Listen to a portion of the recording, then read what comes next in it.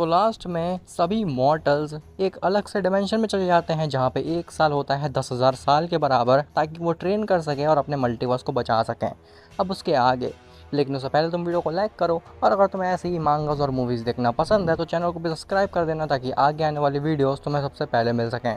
खैर, तो उस डायमेंशन में जाए हुए ऑलरेडी सभी मॉर्टल्स को 1 साल हो चुका था। तभी ग्रैंड प्रिस्ट अचानक से जेनो से एक दिन कहता है, लॉर्ड जेनो, मुझे लगता है कि 10,000 साल तो कंप्लीट हो गए होंगे उस डायमेंशन में, अभी तक वो मॉर्टल्स ट्रेनिंग नहीं कर पाए अपनी कंप्लीट। जेनो कहता है, सब्र रखो grand priest, definitely future Goku उनको काफ़ी ज़्यादा स्ट्रॉन्ग बना रहा होगा।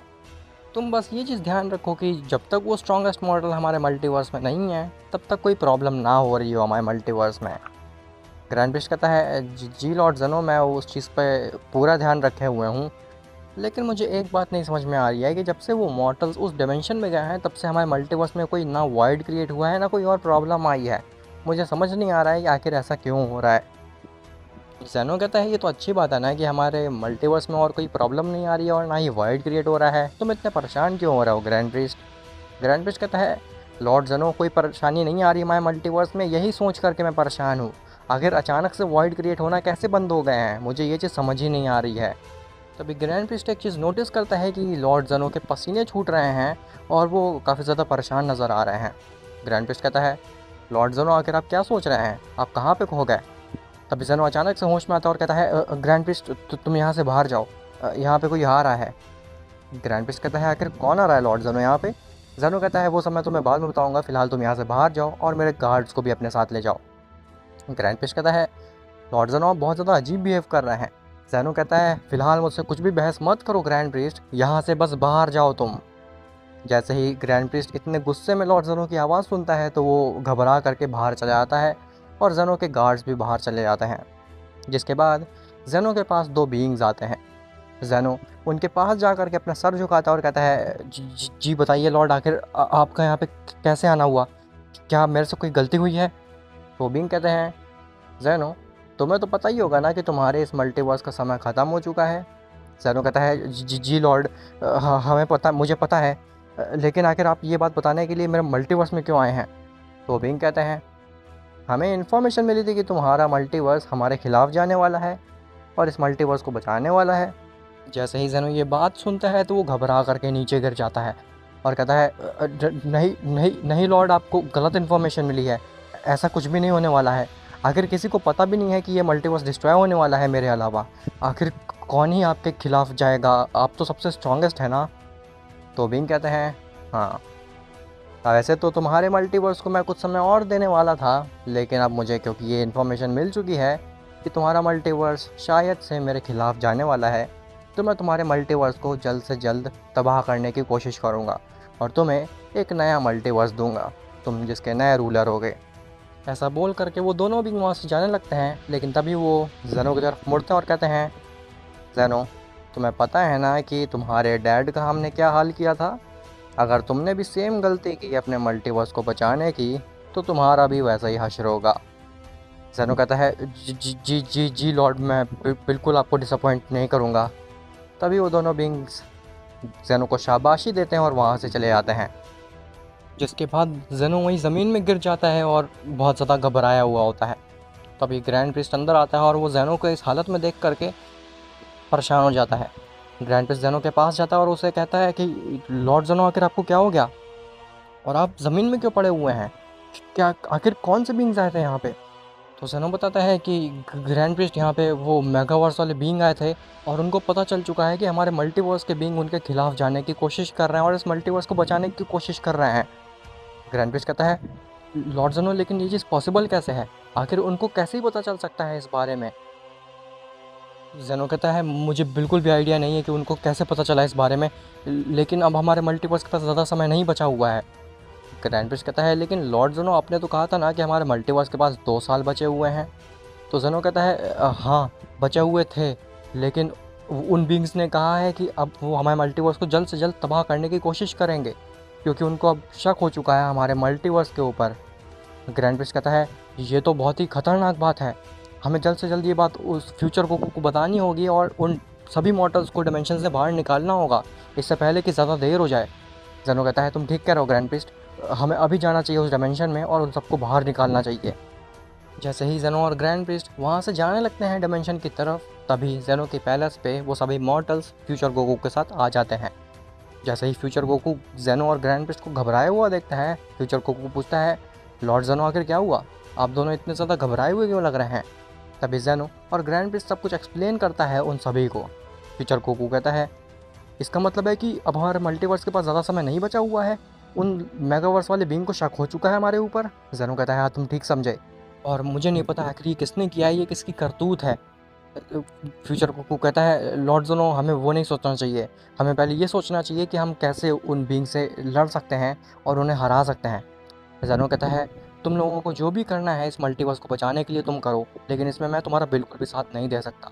उन्होंने साफ साफ मुझे धमकी दी है कि अगर मैंने तुम्हारी साथ दिया या फिर इस मल्टीवर्स को बचाने की कोशिश की तो वो मेरा हाल भी मेरे फादर की तरह कर देंगे और मुझे बंदी बना करके मार डालेंगे।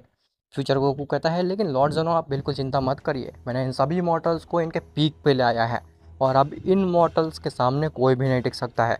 ग्रैंड प्रिस्ट कहता है, अच्छा तो फिर तुमने आखिर इन सभी मॉर्टल्स को क्या क्या सिखा दिया है। तो फ्यूचर गोकू बताता है, मैंने गोकू और वजीटा को अपनी सेलेस्टियल फॉर्म सिखा दी है और गोकू और वजीटा तो मुझसे भी आगे निकल चुके हैं, वो तो रेनबो एनर्जी को भी अपने वश में करना सीख चुके हैं। ज़ेनो कहता है, क्या रेनबो एनर्जी, ये चीज़ तो पोजेस कर पाना एक ओमनी किंग के लिए भी नामुमकिन है, इवन मेरे पास भी रेनबो एनर्जी नहीं है, आखिर गोकू वजीटा तुम दोनों ने रेनबो एनर्जी कैसे हासिल कर ली।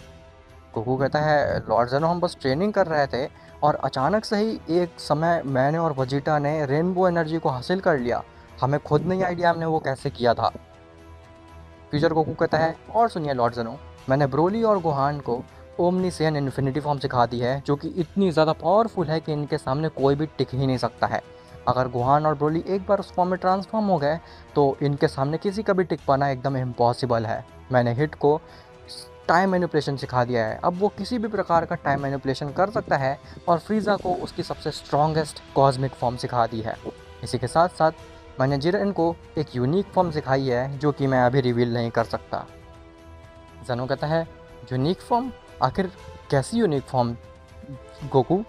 तो फ्यूचर गोकू कहता है, लॉर्ड ज़ेनो ये तो जिरेन आपको फाइट के दौरान ही दिखा पाएगा, मैंने जिरेन को ऐसी यूनिक फॉर्म सिखाई है जो कि मैंने किसी को नहीं सिखाई, क्योंकि मुझे पूरा भरोसा था कि जिरेन डेफिनेटली उस फॉर्म को हासिल कर लेगा।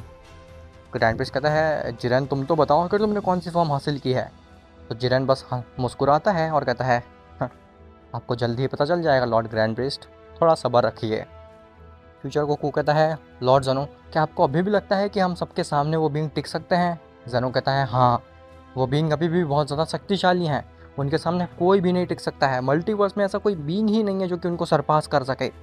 फ्यूचर गोकू कहता है, लॉर्ड ज़ेनो आप बहुत ज़्यादा परेशान हो रहे हैं, चिल करिए, मैं और ये सभी मॉडल्स मिल करके उनको मार डालेंगे। ज़ेनो हंसता है और कहता है, मार डालेंगे, ये चीज़ तो एकदम ही इम्पॉसिबल है, तुम ऐसा कभी भी नहीं कर सकते हो, उनको मार पाना एकदम ही इम्पॉसिबल है, और अगर तुमने उनको मार भी दिया किसी तरीके से तो पूरे मेगावर्स में तबाही मच जाएगी, सारे मल्टीवर्स एक दूसरे से कोलाइड होने लगेंगे और एक बहुत ही बड़ी प्रॉब्लम क्रिएट हो जाएगी हमारे पूरे ओमनीवर्स के लिए। फ्यूचर गोकू कहता है, ठीक है लॉर्ड ज़ेनो, हम उनको मारेंगे नहीं लेकिन उनको सबक ज़रूर सिखा देंगे ताकि वो हमारे मल्टीवर्स को कुछ भी ना कर सकें। ग्रैंड प्रिस्ट कहता है, लॉर्ड ज़ेनो मुझे लगता है कि इनके ऊपर हमें एक बार भरोसा करना चाहिए, ये लोग काफ़ी ज़्यादा शक्तिशाली बन चुके हैं ऑलरेडी। ज़ेनो कहता है, ठीक है, मैं इनकी मदद करूँगा लेकिन मैं बहुत बड़े ख़तरे में आ सकता हूँ उसकी वजह से। फ्यूचर गोकू कहता है, लॉर्ड ज़ेनो आपको चिंता करने की कोई भी ज़रूरत नहीं है, आपको हमारे इस फाइट में, इस मल्टीवर्स वाली जंग में हिस्सा लेने की कोई भी ज़रूरत नहीं है, अगर हम हार भी जाते हैं तो आपको कोई कुछ भी नहीं कहेगा, आप बस हमारी इतनी मदद कर दीजिए कि मैं इस मल्टीवर्स से इन सभी मॉडल्स को लेकर के बाहर निकल सकूं और उन मेगावर्स वाले बीइंग से फाइट कर सकूं। तभी उनको आवाज़ आती है कि तुम ऐसा नहीं कर सकते हो मेरे बिना। जैसे ही गोकू, वजीटा सभी लोग ऊपर देखते हैं तो ऊपर दोबारा से ज़ालामा होता है। ज़ेनो कहता है, लॉर्ड ज़ालामा आप दोबारा से हमारे मल्टीवर्स में, आखिर दोबारा से आपका यहाँ पे कैसे आना हुआ। तो ज़ालामा नीचे आता और कहता है, मैंने सुना है कि तुम्हारे मल्टीवर्स के पास अब और भी ज़्यादा कम समय बचा हुआ है। तो ज़ेनो कहता है, जी लॉर्ड ज़ालामा, मुझे पता नहीं आखिर उन बींग्स को कैसे पता चल गया हमारे राज के बारे में। तो ज़ालमा कहता है, ज़ैनो, वो हमसे स्ट्रॉन्ग बींग्स हैं, उनकी सारे मल्टीवर्स के ऊपर नज़र रहती है, तो उनको कैसे ही नहीं पता चलेगा हमारे बारे में। खैर वो सब छोड़ो तुम, और मैं तुम्हारी मदद करने के लिए तैयार हूँ। मैं तुम लोगों को इस मल्टीवर्स से बाहर ले जाऊँगा, जिसके बाद तुम उनसे फाइट कर सकते हो और अपने मल्टीवर्स को बचा सकते हो। फ्यूचर को ये चीज़ काफ़ी ज़्यादा स्ट्रेंज लगती है कि आखिर लॉर्ड ज़ालमा अचानक से कैसे यहाँ पे आ गए। आखिर इनको कैसे पता चला कि हमारे मल्टीवर्स में बहुत जल्द ही तबाही मचने वाली है, अब हमारा मल्टीवर्स और भी जल्दी ख़त्म होने वाला है। फ्यूचर को ये चीज़ अजीब तो लगती है, लेकिन उसके पास इतना समय नहीं था कि वो इस चीज़ पे फोकस कर सके। खैर, अब गाइस मैं सोच रहा हूँ कि एक मूवी की शुरुआत की जाए। काफ़ी समय से मैंने कोई भी मूवी नहीं डाली है, तो कमेंट सेक्शन को पूरी तरीके से भर दो अपने सजेशन से, या फिर किसी भी तरीके से। अगर इस पार्ट में 100 से ज़्यादा कमेंट आ जाते हैं तो फिर मैं नेक्स्ट मूवी के बारे में ज़रूर सोचूंगा, और तुम्हारा जो भी सजेशन है वो भी कमेंट कर देना। देखता हूँ अगर तुम कितनी जल्दी 100 कमेंट पूरे कर देते हो। और हाँ, अब क्या गोकू और वजीटा ये सभी मिल करके उन मेगावर्स वाले बींग को हरा पाएंगे या फिर नहीं? क्या ज़ालमा इन सब में इन्वॉल्व्ड है? और आखिर उन मेगावर्स वाले बींग को पता कैसे चला इन सब के बारे में? चलिए, सब तुम्हें पता चलेगा नेक्स्ट पार्ट में।